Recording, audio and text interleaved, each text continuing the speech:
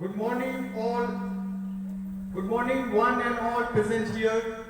I, Virendra Kumar Prajapati, on the behalf of Sheikh Public School, wish you a very happy Independence Day. It's matter of pride for me to welcome our chief guest, the honorable chief guest, the chairman of the school, Shri Virendra Singh Ji, in the school premises. I also welcome all the other dignitaries present here. This day marks the anniversary of national independence from the British Empire on 15th August 1947.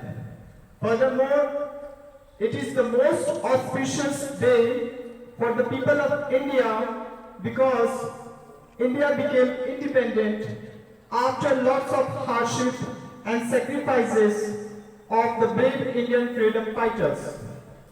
From that day onward, 15th August has become a very important day in Indian history and in the heart of every Indian. Also, the entire nation celebrates this day with full of spirits of patriotism.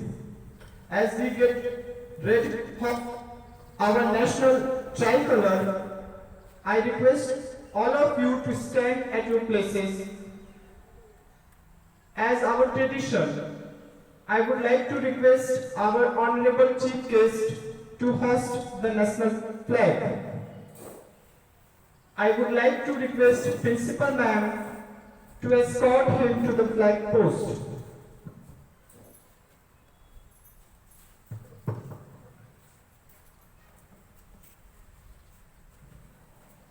I request parents and students to stand at their places. I request all of you to stand at their places.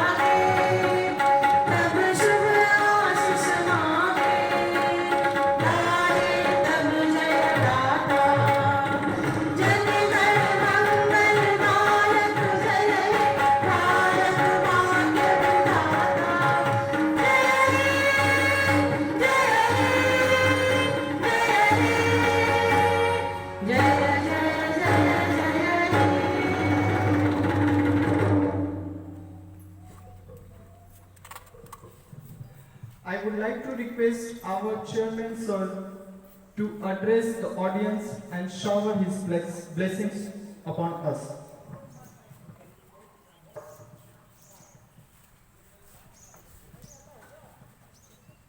सम्माननीय principal साहब, हमारे CEAT public school के सभी सम्माननीय अध्यापक व अध्यापिकाएं, सभी गैर शैक्षणिक कर्मचारी बंधु, जहां तक ऑनलाइन सुन रहे मेरे प्यारे प्यारे बच्चों, देशवासियों, सबसे पहले मैं सभी को स्वतंत्रता दिवस की बधाई देता हूं और बताना भी चाहता हूं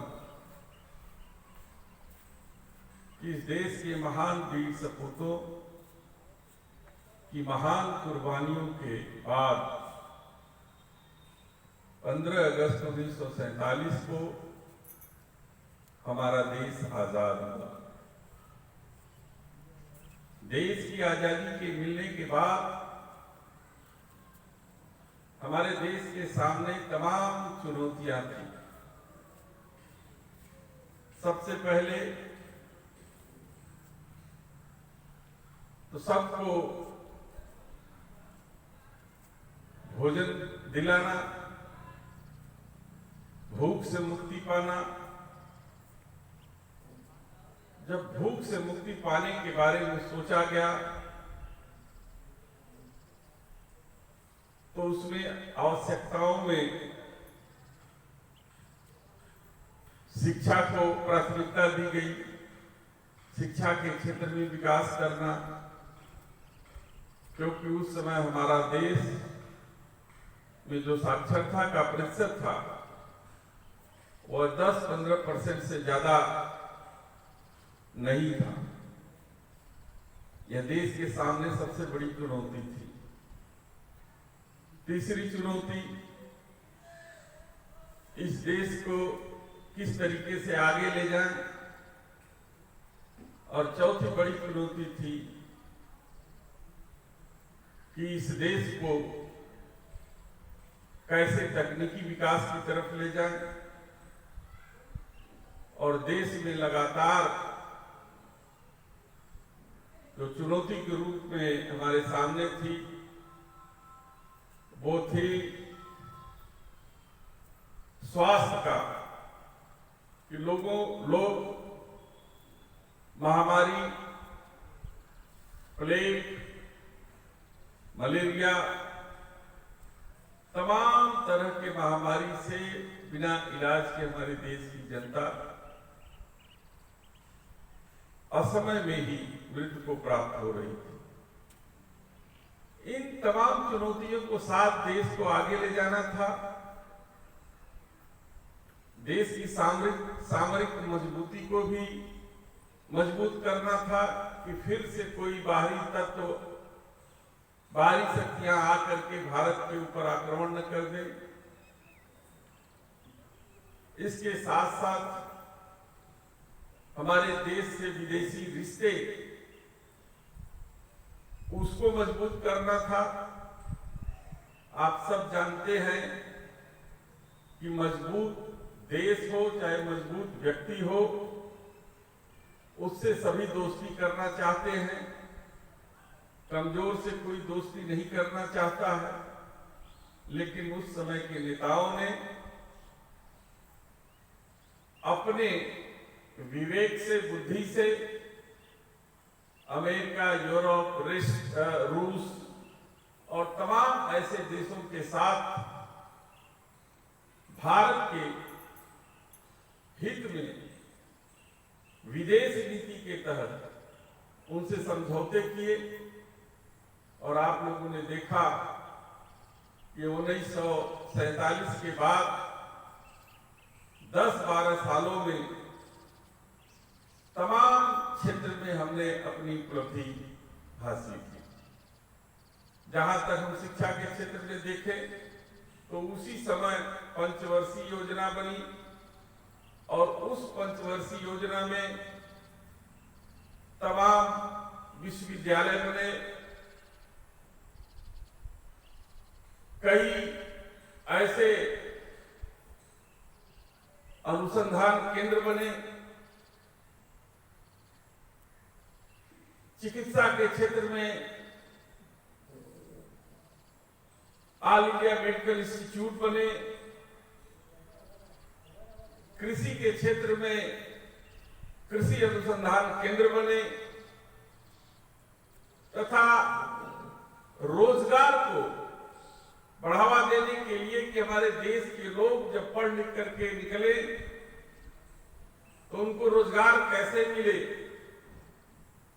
इसके लिए पूरे देश में बड़ी बड़ी फैक्ट्रियों का जाल बिछाया गया। और जब हमें इन सब चीजों से लड़ाई लड़ते हुए इस देश के विकास की गति को आगे ले जाना था, आप समझ सकते हैं कि उन परिस्थितियों में पाकिस्तान जैसे देश का बंटवारा हुआ। हमारा हिंदुस्तान 2 भागों में बंट गया और पाकिस्तान का बंटवारा किन परिस्थितियों में हुआ, किस तरीके से 2 देश बटे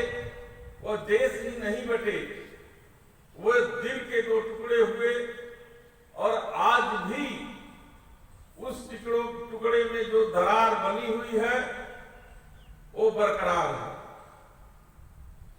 हमें उससे भी जूझना था। 1962 के चीन की लड़ाई को भी आप भूल नहीं सकते कि कम संसाधन होने के बावजूद हमारी सेनाओं ने चीन का मुकाबला किया और उसका मुंहतोड़ जवाब दिया। पंडित जवाहरलाल नेहरू जी, उनकी असमय में मृत्यु हो गई।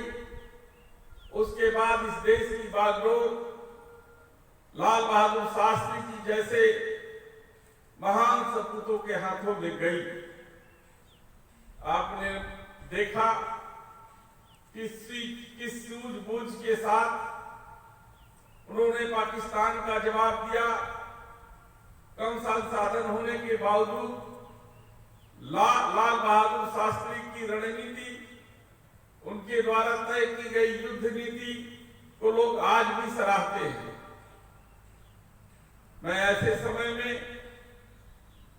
जहां देश खाद्य संकट से जूझ रहा था, अमेरिका जैसा राष्ट्र भी हमको अन्न देने से मना किया था, उस समय में श्रीमती इंदिरा गांधी जी ने हरित क्रांति ला करके इस देश में इस तरीके के कार्यक्रम चलाए कि आज हमारा देश खाद्यान्न के क्षेत्र में आत्मनिर्भर भी है और आवश्यकता पड़ने पर दूसरे देशों को भी सहायता देता है। शिक्षा के क्षेत्र में उत्तरोत्तर प्रगति करते हुए हमें जितनी सफलता मिलनी चाहिए हम उतनी सफलता तो नहीं पाए, लेकिन फिर भी हम इतना कम ही सफलता नहीं पाए हैं जिसकी सराहना न की जाए। हमारे यहाँ के वैज्ञानिक, हमारे यहाँ के तमाम टेक्नीशियन दूसरे देशों में जाकर के अपना नाम कमा रहे हैं और विभिन्न क्षेत्रों में अपने बुद्धि कौशल से तमाम आविष्कार किए हैं जिस पर हिंदुस्तान भी गर्व करता है। आज प्राइमरी एजुकेशन जो हमारे शिक्षा की नींव है, उस नींव को हमें कितना मजबूत करना है, हमें इसका भी ध्यान रखना है कि अब दुनिया इतनी छोटी हो गई है कि हमारे बच्चे इस तरीके से तैयार हों कि देश के ग्लोबल इंटरव्यू में वो किसी से कम न रहे। और साथ ही साथ इसे भी ध्यान रखना है कि कम उम्र में इतनी ज्यादा उनके ऊपर सिलेबस का बोझ न आवे जिससे उनका बौद्धिक विकास और शारीरिक विकास भी रुक जाए। प्रधानमंत्री जी ने नई शिक्षा नीति लाने का प्रयास किया है। हो सकता है कि उसमें थोड़ी बहुत कमी होगी, लेकिन ये शुरुआत अच्छी है। उसमें सुधार की भी आवश्यकता है और मेरा मानना है कि धीरे धीरे उसमें सुधार भी होगा।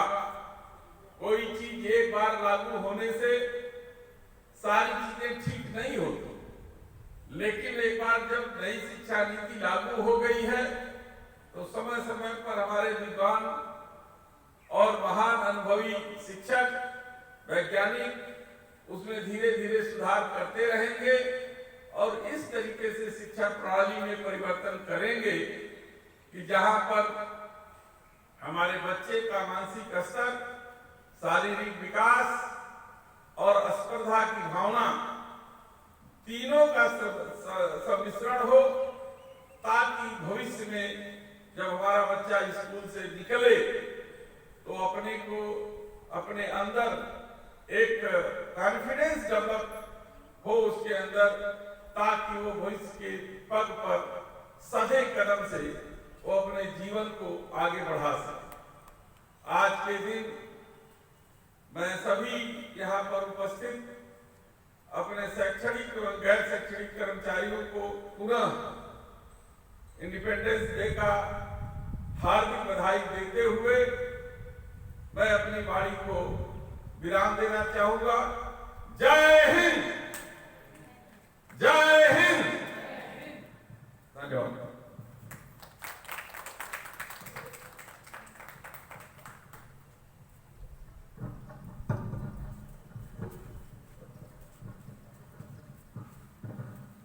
Now, I would like to call upon Anita ma'am, who is going to present a beautiful song.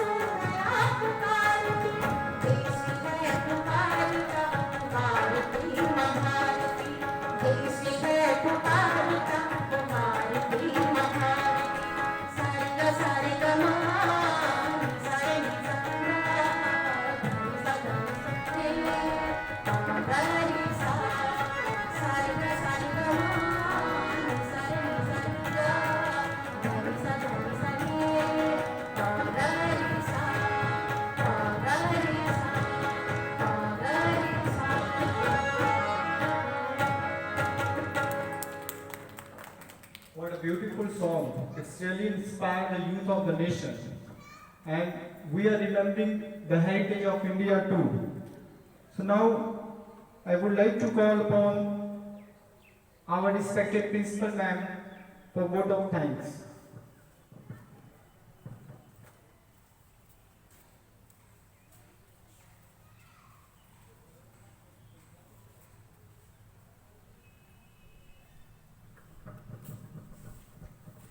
Jai Hind and a very pleasant good morning to Honorable Chairman Sir, the other dignitaries, staff, students and parents of Shiad Public School. I wish you all a very happy Independence Day.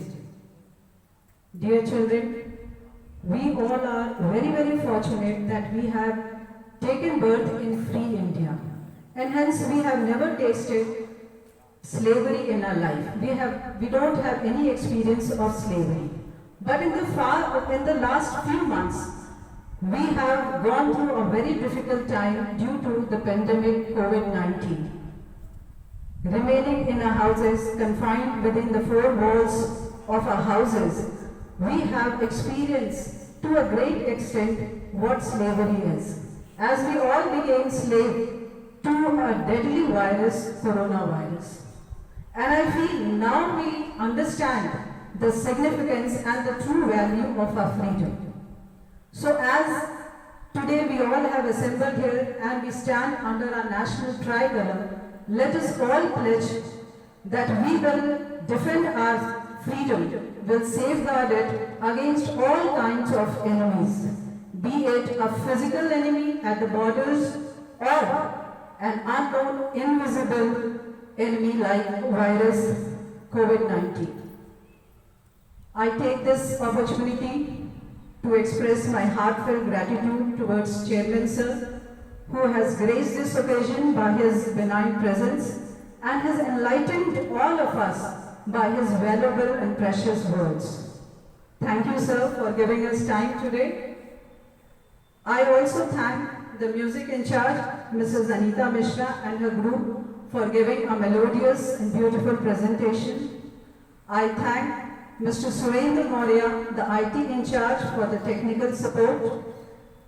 I thank Mrs. Nidhi Singh, the coordinator, Vikrant Singh, the PTI, and the art in charge, Mrs. Kusum Pandey, who has beautifully managed and coordinated the entire program. I also thank the staff, the non-teaching and the teaching board, who have contributed in their own ways in conducting this program. My thanks with giving would go way if I don't mention